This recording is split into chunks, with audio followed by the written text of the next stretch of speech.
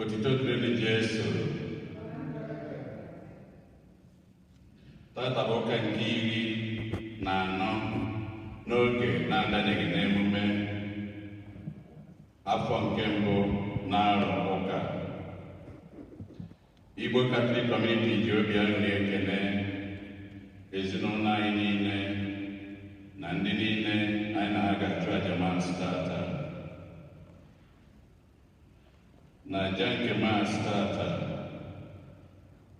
Greg na Staloga Amaka na-enye Chineke ekele, na-ayọkwa ngọzi na amara ya n'isi Richard na Samadi na Ngoje, ndị nke na-elote ara ịnọ ha ji wee lụọ di na nwunye. Ndị Knights of St. John International na ndị ladies ha na-ayọ nchekwaba Chineke na ọya nke COVID-19, na-ayọkwa ka COVID-19 nsogbu ya niile ka ọ bịaba na nkwụsị nso nso, wee na-ayọkwa ndị niile nwụrụ na ya ka Chineke nabata mkpụrụ obi ha na ndokwa. Nneka na osi ụfọdụ na ezinụlọ ya na-enye Chineke ekele, na-ayọkwa ngọzi na amara ya n'isi ụmụ ha Victor na Victoria ụfọdụ, ndị nke Chineke tụnyere ugo mmụta, ha wee na-akwadokwe ịbanye nnukwu n'akwụkwọ yunivasiti. Onyinye Ọga Amaka na-enye Chineke ekele n'ụzọ pụrụ iche n'isi papi ya na mama ya Skọla na Greg Ọga Amaka, ndị nke na-elote ọgụ arọ na 6 ha ji wee bụrụ di na nwunye. Ịma na Anthony Kebodo na-enye Chineke ekele, na-ayakwa ngọzi na amara ya n'isi Samadi na Richard Oje, ndị nke na-elote ara ịnọ ha ji wee bụrụ di na nwunye. CY na Meg Omakụ na ezinụlọ ya na-enyekwa Chineke ekele, na-ayọ ngọzi na amara ya n'isi Greg na Staloga Amaka, ndị nke na-elotekwa ọgụ arọ na 6 ha ji wee bụrụ di na nwunye. Ịma ike bụrụ na-ayọ maka ọdịmma na ngọzi Chineke nchekwaba ya na oriri ya n'isi Maria Goretti Ngozi nwanyị, onye nke na-elotekwe tata bụ ụbọchị eji were mụọ ya. Greg na Staloga Amaka na-ayọ ngọzi Chineke na amara ya n'isi Ọlụchi Felicity anọ, onye nke na-elote mgbe eji were mụọ ya. David Akụnwafọ na Mori na ezinụlọ ya na-ayọ maka mkpụrụ obi Reverend Monsignor Sylvester Osigwe ofu arọ o ji wee rapụ ụwa nke anọ. Helen Njọkụ na ezinụlọ ya na-ayọ maka mkpụrụ obi Christiana Igbojiakụ na ndị niile mụrụ na ezinụlọ Igbojiakụ.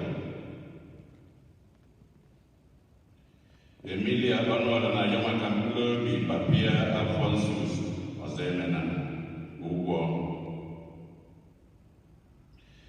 David Akụnwafọ na ezinụlọ ya na-ayọ maka mkpụrụ obi Peter Akụnwafọ Okoye, Nkiru Akụnwafọ Udemezue na Nkiru Abọ. Ezinụlọ Amụchie na-ayọ maka mkpụrụ obi Innocent Diala Nwaọga na Agata Ndugbu. Ka mkpụrụ obi ndị a niile nwụrụ anwụ, ka mkpụrụ obi niile kwenụ gara aga,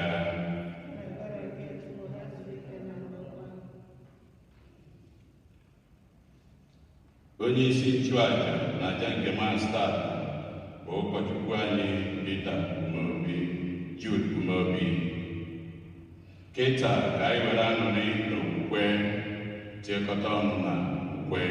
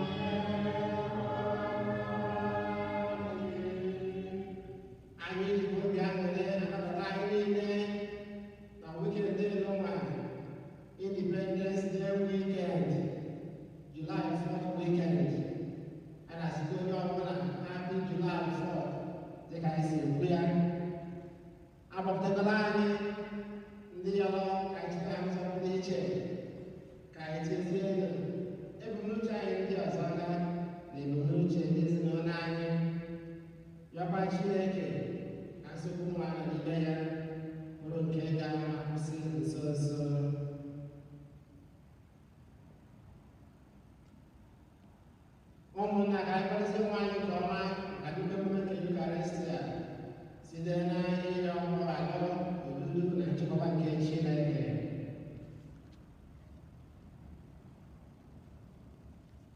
Onye bịara n'ụwa ịzọpụta ndị nọgharị n'ụwa, onye nwe anyị na-ebere. Onye bịara n'ụwa ịkọta ndị omere njọ, Kristi na-ebere. Onye nọ n'aka nri na ayọtara anyị tupu anyị bịa, onye nwe anyị na-ebere. Ka Chineke ezike niile mere anyị ebere, gbaghara anyị ndị anyị, idu anyị na ndụ ebere.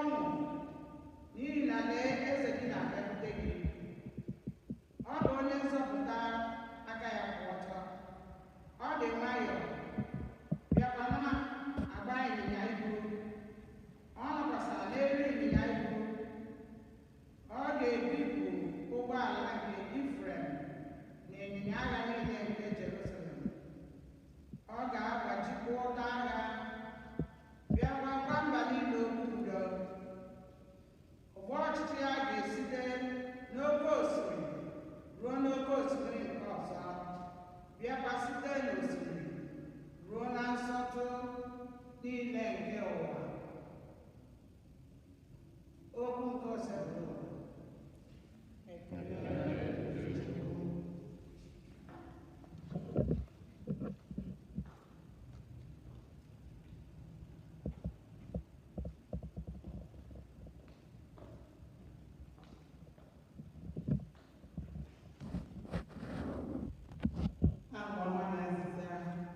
Ihe unu ga-aza bụ Chineke m na eze m, aga m etobiga aha gị ruo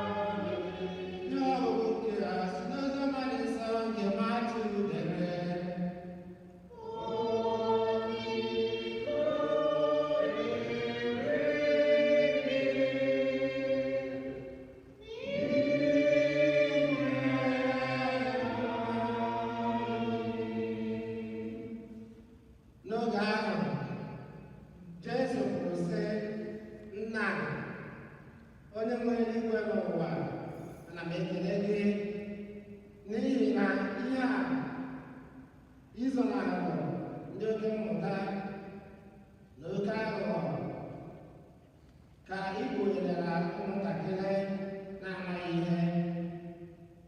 Nna, ọ bụ etu o si masị gị ka i si mee ya. Nna m were ihe niile nyefee m n'aka. O nweghị onye ma onye nwa bụ ma ọ bụghị sọ nna. Etu o si bụrụ na o nweghị onye ma onye nna bụ ma ọ bụghị sọ nwa, ma ọ bụ onye ọbụla ọ sọrọ nwa igosi ya. Bịakwutenụ m, ụnụ ndị niile na-adọgbu onwe unu n'ọrụ, ndị ebukwara ibu dị arọ. Aga m enye unu ezumike. Nọranụ n'ihu m n'ubu unu, mụtakwanụ ihe site n'aka m, maka na ha dị nwayọọ dịkwa umeala n'obi. Mmụọ unu ga-achọta ezumike. N'ezie, ibu m dị mfe, ibu m adịghị arọ. Oziọma nke ose bụ ụwa.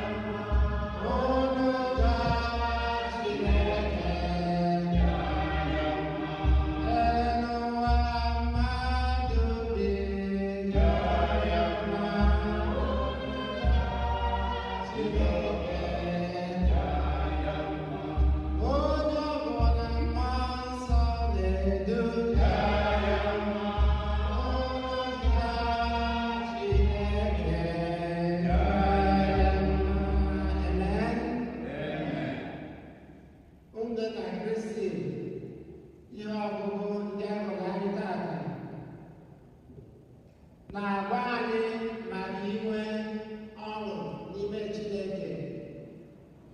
Ịṅụrị ọṅụ n'ime Chineke na-abanyere ọnọdụ ka ya nọ n'ime ya. Ọ na-agwakwa anyị ka anyị na-ebi ndụ anyị n'ime Chineke, ka anyị na-abịakwutekwa Chineke oge niile na-atụkwasị ya obi. Ihe ọgụ nke mbụ isi na-akwụ onye amụma Zekaraya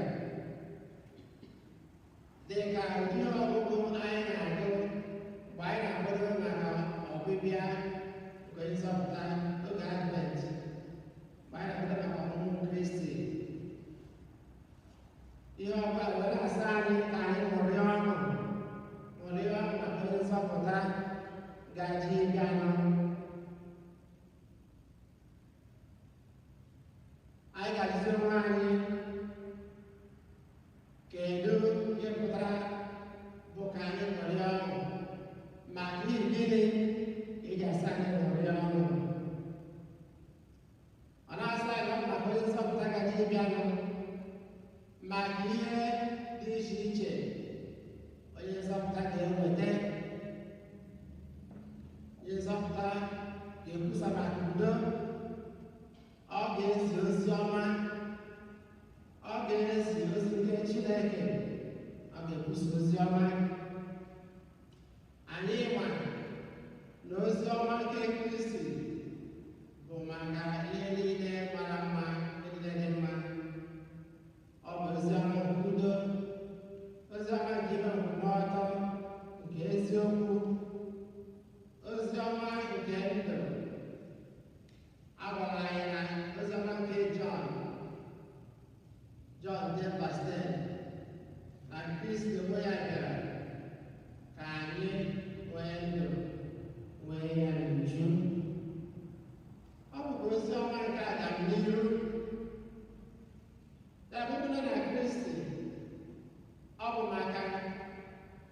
iche iche nke ya na-abụ ozi ọma ga-eweta ka onye amụma Zekaraya ji wee na-agwa anyị ka anyị ṅụrịa ọṅụ oge niile maka izi nzọpụta nke Kristi nyere anyị. N'ihe ọgụ nke abụọ nke si n'akwụkwọ ozi Pọl sitere ndị Rom, agwara anyị ka anyị bụrụ ndị mmụọ nke Chineke na-edu, ndị mmụọ nke Chineke na-edu. Ya ka anyị ji kwuo n'ugbo wee sị onye ọbụla mmụọ nsọ na-edu megide jara Chineke mma, jara Chineke mma. Ihe ọ gwara anyị ka anyị nye mmụọ nsọ ohere ka ọ na-edu anyị, n'ihi na ọ bụ mmụọ nsọ, mmụọ nke Chineke na-enye ezigbo ndụ. Ọrụ nke abụọ gwara anyị ka anyị rapụ ị na-achọ sọsọ maka ihe nke anụ arụ ma ọ bụ maka ihe nke ụwa, kama ka ihe gbasara Chineke na-agụ anyị agụụ oge niile, ka anyị bụrụ ndị nke Chineke n'ime mmụọ na n'eziokwu. N'ozi ọma nke Matiu nke anyị ga-ewetara, di nwere anyị Jesu Kristi nyere anyị nnukwu okwu ntasi obi, okwu ịgba ume. Ọ kachasị mgbe anyị nọ na mkpa na mgbe anyị nọ nsogbu. Jesu kwuru sị, bịakwutenụ unu ndị niile na-adọkpụ unu n'ọrụ, ndị bụkwara ibu dị arọ, unu ga-enwetara onwe unu ezumike. Ụmụnne na Kristi, anyị ma na enwere ọtụtụ nsogbu ụwa nke anyị nọ n'ime ya. Enwere nsogbu dị iche iche, ọkachasị oge ugbu a na nsogbu nke COVID ka bụ nnukwu nsogbu na-echere aka mgba. Enwekwara nsogbu nke ọrịa dị iche iche, nsogbu nke agụụ, enweghị ọrụ, enweghị ụlọ ebe obibi, ọkachasị n'akụkụ ụwa dị iche iche. A na-enwekwa nsogbu ndị ezinụlọ na nsogbu ndị ọzọ ga. N'ime nsogbu ndị a niile, kedu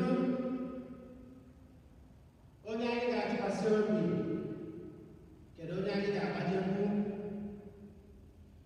N'ime nsogbu ndị a niile,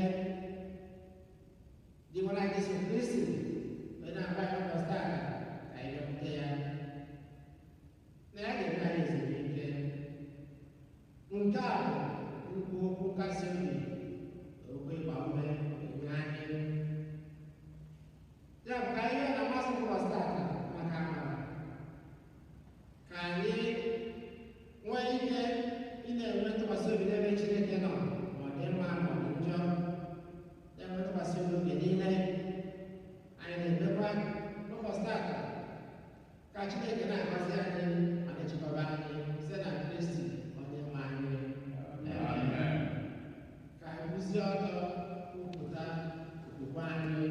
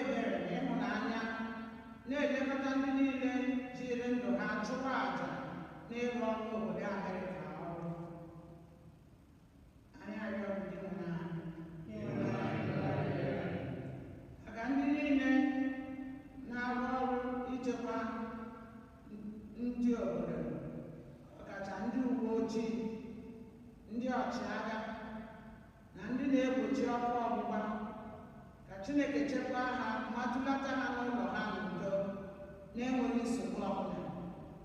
Anyị arịọ Redeemer maka ndị niile nọ na nsogbu dị iche iche ka ha nweta enyemaka ha na Kristi onye na-eme ka ibu dị arọ dị mfe. Anyị arịọ maka ndị ọgbakọ okwukwe anyị a Ose Eugene, ka mmụọ nsọ na-edu anyị n'ịbawanye n'okwukwe na ike n'idu onye ma anyị arịọ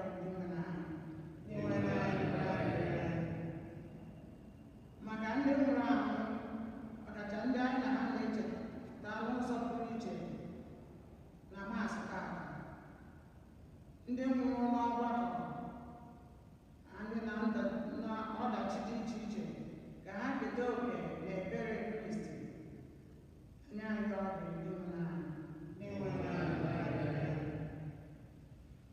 ebere ime obi anyị kasị isi ụka Chineke mma anyị ọzọ ha.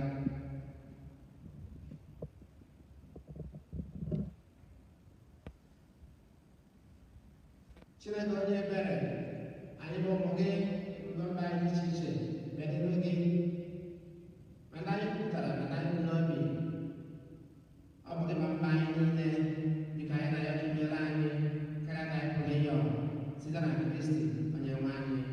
Amen.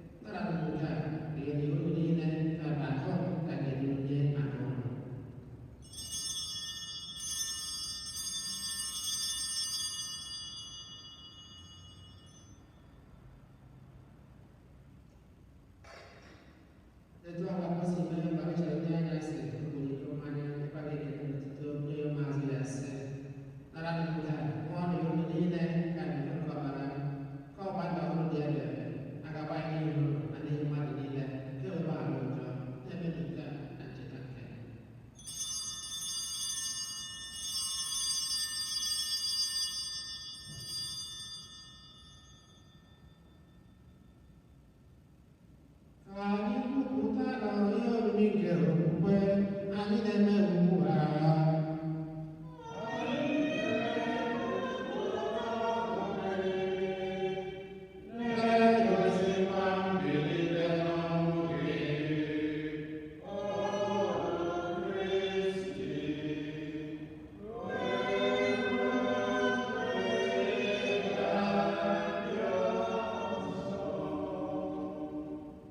Nna na ncheta nke ọnwụ na mbido nke nwa gị, anyị ebughachi aka ndụ n'ike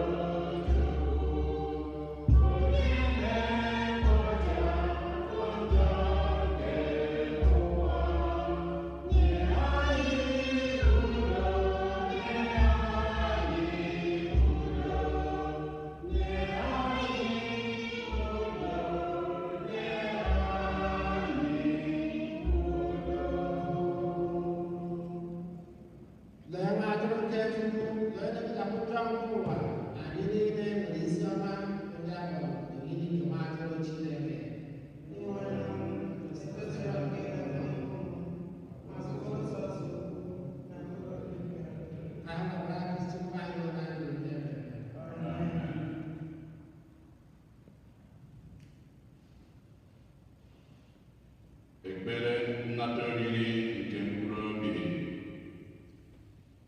Jesu nke m, ekwesịrị m ike n'ezie na ịnọ na sakramenti Eucharistia dịgasịrị nsọ.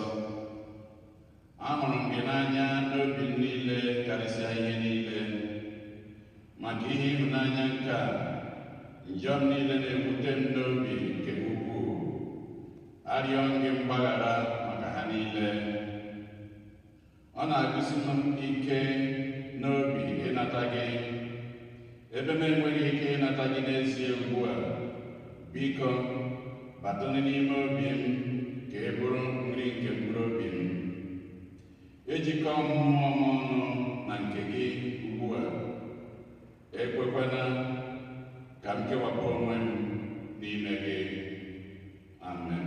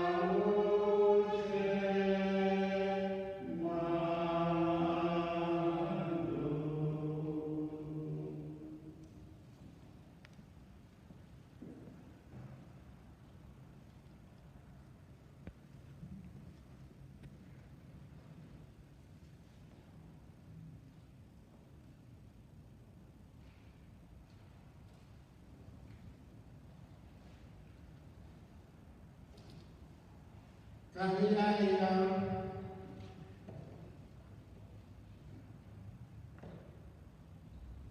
Onyenwe anyị onyinye nyere anyị n'olili nke ebuka biko anyị arịọ gị mee ka anyị nara onye nzọpụta nke a were na-eto gị mgbe niile akwụsị akwụsị site na Kristi Onyenwe anyị. Amen.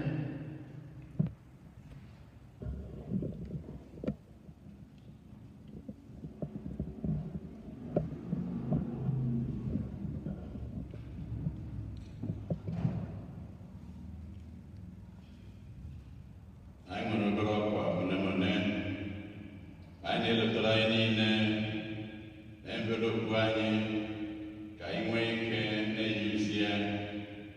Ndị enwekwaghị ike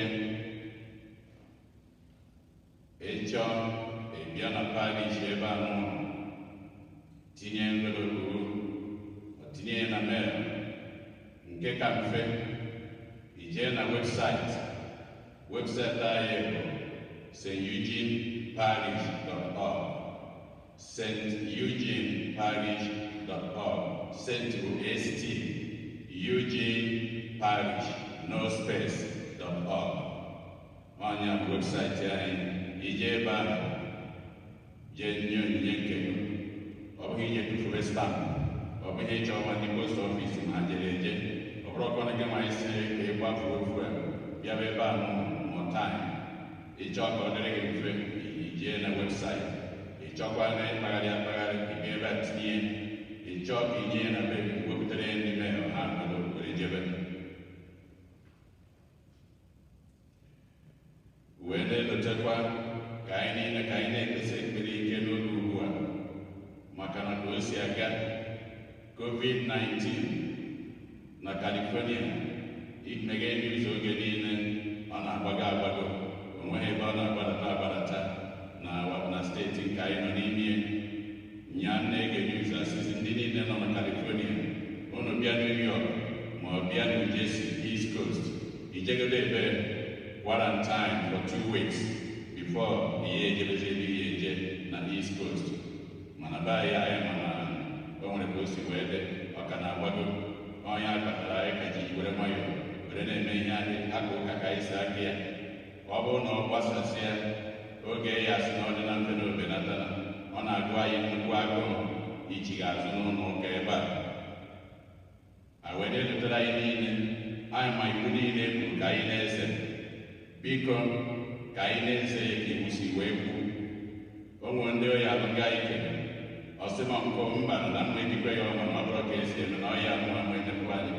Biko ka anyị kwadosie dị ka anyị ma na ọya nwere onye ọradụ di, ọrara kpọmkpọm, ọrara nwunye nke ọ na-arụ ụmụaka. So biko anyị mara ihe niile a gwara ka anyị na-eme ka anyị wee gbarapụrụ ya ka Chineke nyere anyị aka. A na-enyere Chineke aka ka anyị zebe ihe nyere Chineke aka ka ọ ghara imetụta anyị. Ofu onye otu anyị bụ Anthony Ekagwụ, nwunye ya bụ Violet Ekagwụ na ụmụ ya. Mr. Ekagwụ na onwe ya rapụrụ anyị nche aka n'ebe a ka ụka o were jebe ụlọ na Maachị, beginning of March. Ụzọ mechiri ya ya nwa anatarazi n'izu ụka agwụrụ agwụ o wee rapụ. Biko ka anyị leta ezinụlọ ya, nwunye ya Violet na ụmụ ya ndị young adult na ndị ọzọ, ka anyị leta ha n'ekpere, ka anyị kpọọ ha na fon ebe anyị ama enweghị m ka anyị na-eleta ha n'ekpere, na-etesti ha na-akpọ ha na fon, na-anyere ha eme ka anyị si eme dịka onye nke ya rapụrụ. Ndị si eme gbaba onye otu unu lotakwa ya n'ụzọ pụrụ iche. Anyị were ohere wee na-ekele onye ọbụla oge ugbu a, onye ọbụla nọ na biya, mana anyị dịka ọnụ na ekpere nke ka anyị na-ekpekwara onye ọbụla n'ime anyị, ka anyị na-ekpekwara ụkọchukwu anyị bụ Fada Jude Umeobi were na-ekelekwa ya. Ka anyị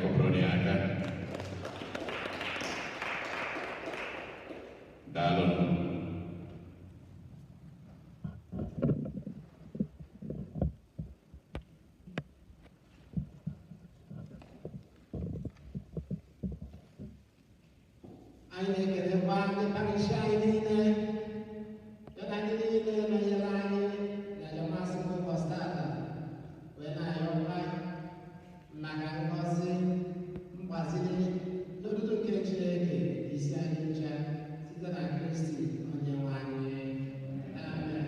Onye nwe anyị nọnyere ụlọ ka Chukwu Chineke niile gọzie ụlọ Nna na Nwa na Mmụọ Nsọ.